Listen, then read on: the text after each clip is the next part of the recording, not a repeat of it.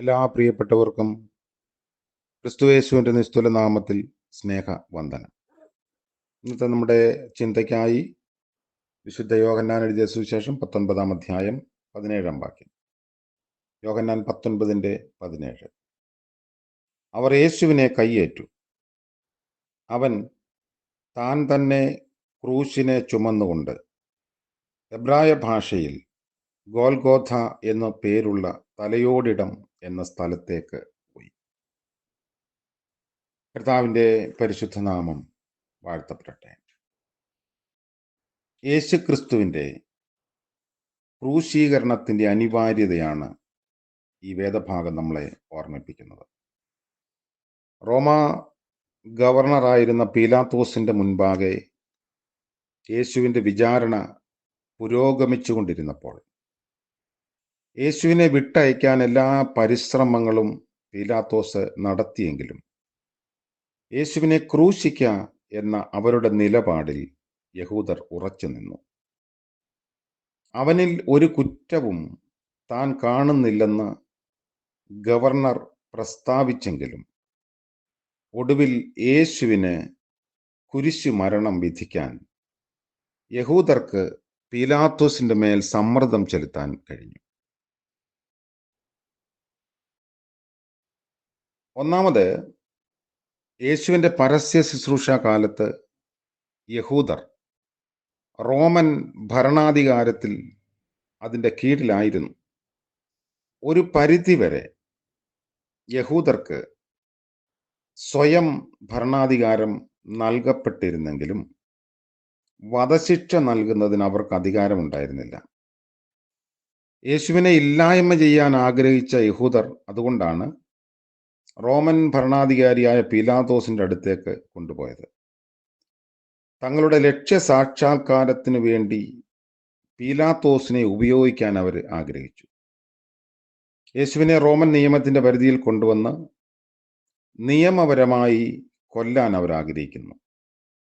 മതവിരുദ്ധതയ്ക്കും വ്യഭിചാരകർമ്മത്തിൽ ശിക്ഷിക്കുന്നതിനും കല്ലെറിഞ്ഞ് കൊല്ലുന്ന രീതിയാണ് യഹൂദരുടേത്. ലേവ്യ പുസ്തകം 24 അധ്യായത്തിലും ആവർത്തന പുസ്തകം 17 അധ്യായത്തിലൊക്കെ അത് നമ്മൾ വായിക്കുന്നു. റോമൻ രീതി ക്രൂശീകരണമായിരുന്നു. രാജ്യദ്രോഹിയായ യേശുവിനെ കണ്ടെത്തി റോമൻ രീതിയിൽ യേശു വധിക്കപ്പെടണമെന്ന് യഹൂദ നേതാക്കൾ ആഗ്രഹിച്ചു. താൻ മരിക്കാൻ പോകുന്ന രീതിയെക്കുറിച്ച് യേശു മുൻകൂട്ടി പ്രസ്താവിച്ചിട്ടുമുണ്ട്. ഞാനോ ഭൂമിയിൽ നിന്നും ഉയർത്തപ്പെട്ടാൽ എന്ന് തുടങ്ങിയ യോഹന്നാൻ 12 അധ്യായത്തിൻ്റെ 32 മുതലുള്ള വാക്യത്തിൽ യേശു തൻ്റെ മരണത്തെ സൂചിപ്പിക്കുന്നു. അതുകൊണ്ട് യേശുവിൻ്റെ ഒരു പ്രവചനത്തിൻ്റെ നിവൃത്തിയാകൽ കൂടെയായിരുന്നു ക്രൂശ് മരണം.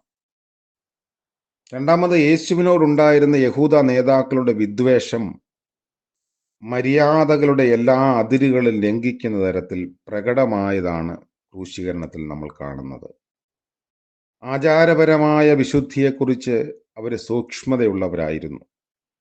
അതുകൊണ്ടാണ് അധികാരിയെങ്കിലും വിജാതീയനായ ഗവർണർ പാർക്കുന്ന മന്ദിരത്തിനുള്ളിലോ അതിൻ്റെ മുറ്റത്തോ യഹൂദന്മാർ പ്രവേശിക്കാതെ മാറി നിന്നത്. എന്നാൽ ആന്തരികമായ ശുദ്ധീകരണത്തെക്കുറിച്ച് അവർ ചിന്തിച്ചിട്ടില്ല. ക്രൂശീകരണത്തിലൂടെയുള്ള വധശിക്ഷ നൽകത്തക്ക വിധത്തിലുള്ള ഒരു കുറ്റവും യേശുവിൽ കാണുന്നില്ല എന്ന് പീലാത്തോസ് ആവർത്തിച്ച് പറയുന്നുണ്ട്. യേശുവിനെതിരെ തങ്ങൾ ആഗ്രഹിച്ചതുപോലെ ഒരു വിധി പ്രസ്താവന ഉണ്ടാക്കിയെടുക്കാൻ യേശു സ്വയമായി ദൈവപുത്രനെന്ന് അവകാശപ്പെട്ടുവെന്ന് അവർ പറഞ്ഞു. അതുമാത്രമല്ല, തങ്ങളുടെ വാദഗതി ശക്തീകരിക്കാൻ യേശു സ്വയം രാജാവായി പ്രസ്താവിച്ചുവെന്നും അടുത്ത കുറ്റം ചുമത്തി. തൻ്റെ രാജ്യം ഐഹികമല്ലെന്ന് യേശു ആവർത്തിച്ച് പറയുകയും ചെയ്യുന്നുണ്ട്. അപ്പോൾ മനുഷ്യ ഹൃദയങ്ങളിൽ ദൈവബോധമുണ്ടാക്കുന്ന ധാർമ്മിക പരിവർത്തനമാണ് യേശു ആഗ്രഹിച്ചത്. ഒരു പ്രകാരത്തിലും ഒരു മരണം ഏറ്റുവാങ്ങുന്നതിനുള്ള കുറ്റം യേശുവിൽ കണ്ടെത്താൻ റോമൻ ഭരണാധികാരിക്ക് സാധിച്ചിരുന്നില്ല. എന്നാൽ തങ്ങളുടെ ഇച്ഛ നിറവേറ്റിയെടുക്കുന്ന യഹൂദ പ്രമാണിമാർ യേശുവിനോടും പീലാത്തോസിനോടും കാട്ടിയത് മര്യാദകളുടെ ലംഘനമായിരുന്നു എന്ന് ഈ വേദഭാഗം നമ്മളെ ഓർമ്മിപ്പിക്കുന്നുണ്ട്. 3, പീലാത്തോസിന്റെ ഭീരുത്വവും അരക്ഷിത ബോധവുമാണ് യേശുവിന്റെ ക്രൂശീകരണത്തിന് മുഖാന്തരമായി തീരുന്നത്. വക്രബുദ്ധികളായ യഹൂദ നേതാക്കൾക്ക് എങ്ങനെയാണ് പീലാത്തോസിന് മേൽ സമ്മർദ്ദം ചെലുത്തേണ്ടതെന്ന് നന്നായിട്ട് അറിയാമായിരുന്നു.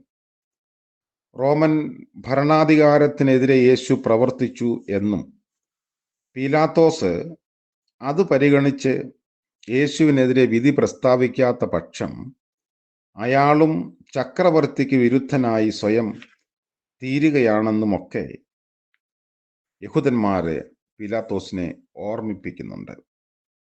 ഈ വേദഭാഗം നമ്മളോട് പറയുന്നത് ഹൃദയത്തെ വിഷമമയമാക്കുന്ന വിദ്വേഷം ഏതറ്റം വരെ മനുഷ്യ ജീവിതത്തെ അധപ്പതിപ്പിക്കാമെന്നാണ്.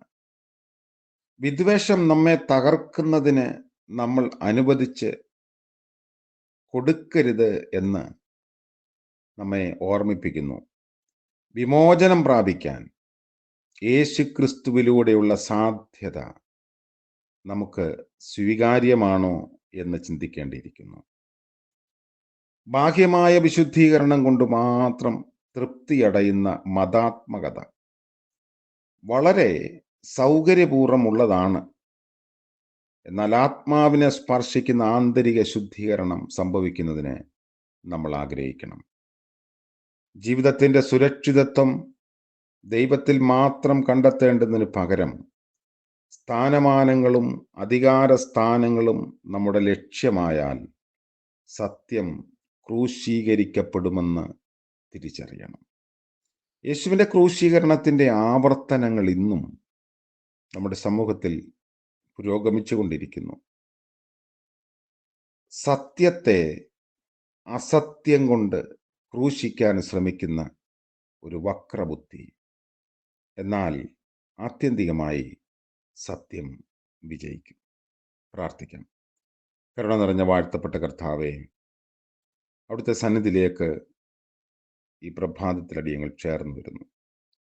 സത്യവും നീതിയും ധർമ്മവും എല്ലാം അങ്ങിലൂടെ പരമമായി കണ്ടെത്താൻ ഞങ്ങളെ സഹായിക്കണമേ.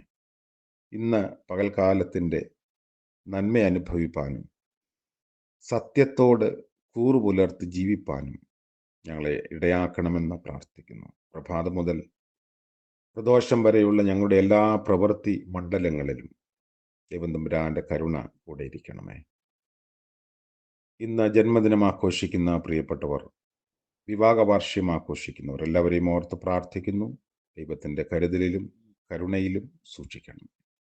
യേശു മിശിഹാ മൂലം പ്രാർത്ഥന കൃപയോടെ കേൾക്കുമാറാകണമേ. ആമേൻ. ത്രിയേക ദൈവത്തിൻ്റെ അനുഗ്രഹവും ആലോചനയും നമ്മോടുകൂടെ ഇന്നും എന്നേക്കും ഉണ്ടായിരിക്കുമാറാകട്ടെ. ആമേൻ.